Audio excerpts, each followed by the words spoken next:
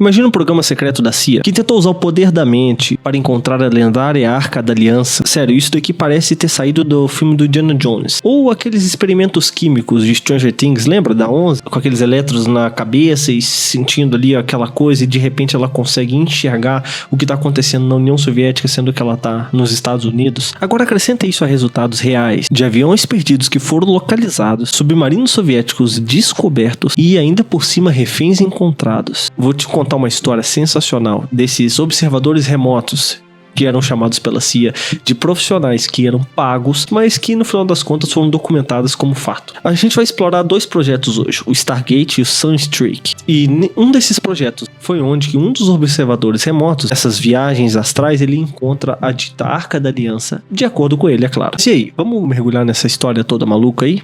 Meu nome é Nilson Juba, estamos aqui para mais um episódio sensacional. Hoje nós vamos atrás dessa teoria da conspiração, que no final das contas deixou de ser teoria e é um fato. Realmente existiram pessoas contratadas para isso. Mas agora, vamos descobrir em detalhes?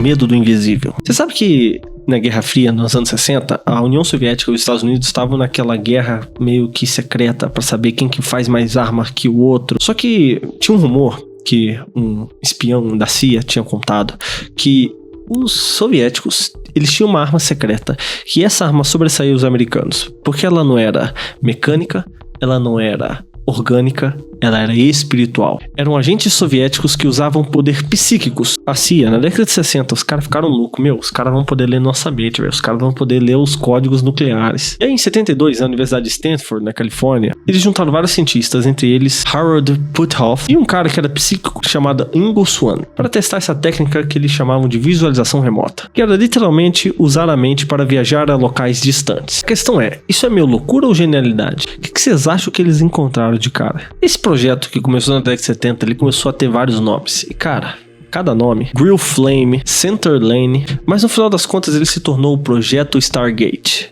que é fonte inimaginável de teorias da conspiração, que no final das contas, por conta desses últimos anos, o Trump entrando, ele expôs muitos documentos, que agora eu tenho acesso e você também tem acesso, se você souber falar inglês, é óbvio. E como é que funcionava esses testes psíquicos com esses espiões da mente? Eles sentavam um sujeito numa sala clara, e eles davam coordenadas para a pessoa, o que eles deveriam visualizar fora da sala. E aí começava a perguntar para o sujeito, o que você tá vendo aí? No início a ideia era localizar bases soviéticas, é claro. Achar reféns, armas secretas, às vezes uma bomba ali escondida ali num pier em Santa Mônica. Os caras gastaram $20 milhões em 2 décadas.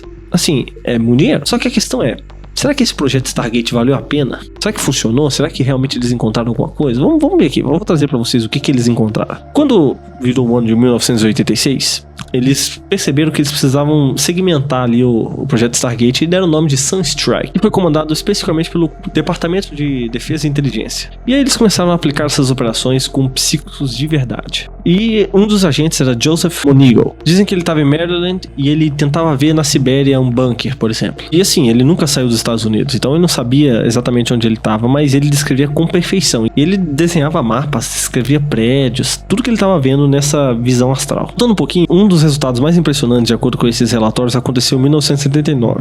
Um avião acabou perdido na África, um general pediu ajuda. Tem que encontrar, só que a gente não tá conseguindo achar. Esse agente, Monegal, ele chegou nessa viagem psíquica, viu o avião numa encosta rochosa perto de um rio. E dito e feito, os caras procuraram exatamente a encosta rochosa que ele citou e eles acharam o avião lá. Em uma das missões, um observador comentou que chegou a visualizar um submarino de casco duplo soviético. Só que esse submarino não era qualquer submarino. Pela descrição, era um negócio gigantesco que estava em construção.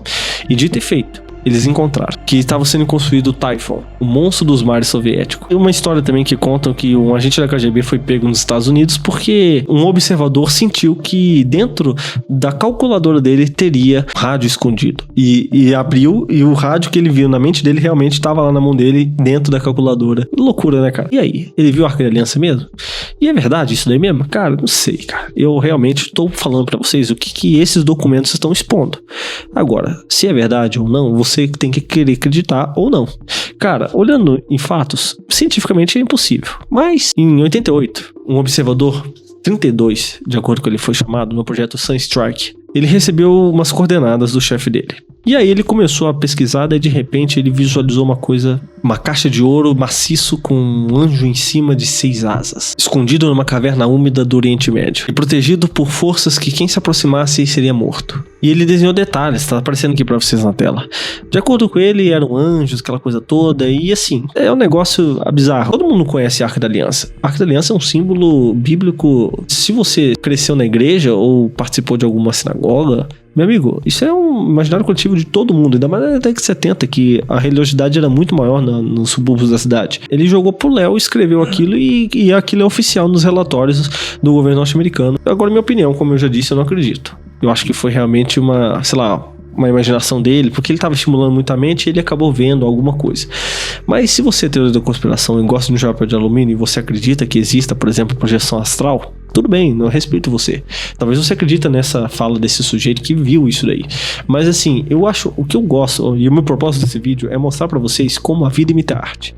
Se você for ver, por exemplo, Stranger Things, você vai ver, por exemplo, a 11, aquele roteirista, ele teve acesso às teorias da conspiração que falavam sobre testes em mães grávidas com LSD. Você vai ver, por exemplo, a mãe da 11, quando ela aparece, acho que na terceira, ela aparece de cama praticamente dopada, assim, porque ela meio que pirou, porque usava droga forçado pelo exército na gravidez.